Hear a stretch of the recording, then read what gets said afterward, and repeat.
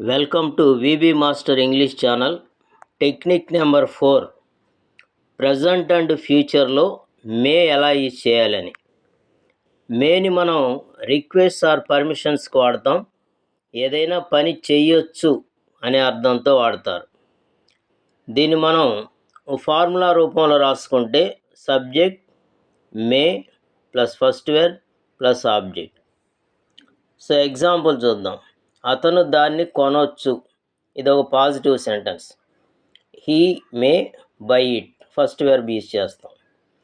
దీనికి నెగటివ్, అతను దాన్ని కొనకపోవచ్చు, he may not buy it.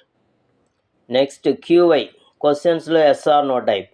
అతను దాన్ని కొనొచ్చా, మే హీ బై ఇట్, అంటే హీ మేని మే హీగా మారిస్తే క్వశ్చన్ అవుతుంది. నెక్స్ట్ క్యూడబ్ల్యూ, అతను దాన్ని ఎప్పుడు కొనొచ్చు. సో పైన ఇచ్చిన సెంటెన్స్కి ముందు వెన్ పెడతాం. When May he buy it, అతను దాన్ని ఎప్పుడు కొనొచ్చు. ఇక్కడ ఒక నోట్ గమనించండి. ఫస్ట్ వన్, ఇంగ్లీష్లో మే బదులు రిక్వెస్ట్ ఆర్ పర్మిషన్స్ అనే అర్థంతో కెన్ ఎక్కువగా వాడుతున్నారు.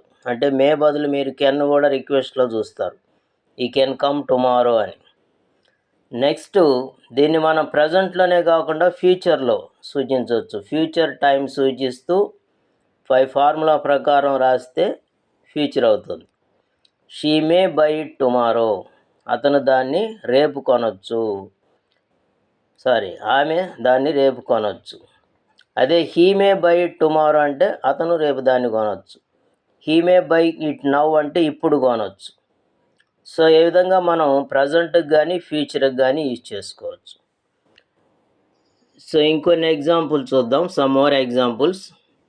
ఫస్ట్ వన్, అతను నిన్ను అడగొచ్చు, హీ మే ఆస్క్ యూ. ఆమె రేపు రాకపోవచ్చు, she may not come tomorrow. వారు నీకు సహాయం చెయ్యొచ్చు, దే మే హెల్ప్ యూ. నేను లోపలికి రావచ్చా, మే ఐ కమ్ ఇన్. వారు ఏమి తీసుకురావచ్చు, వాట్ మే దే బ్రింగ్. వారు దాన్ని కొనొచ్చు, దే మే బై ఇట్. ఆమె ఆ పుస్తకం చదవకపోవచ్చు, she may not read the book. వారు నీకు ఫోన్ చేయొచ్చు, they may phone you. So ఇలా మనం we can make a number of sentences.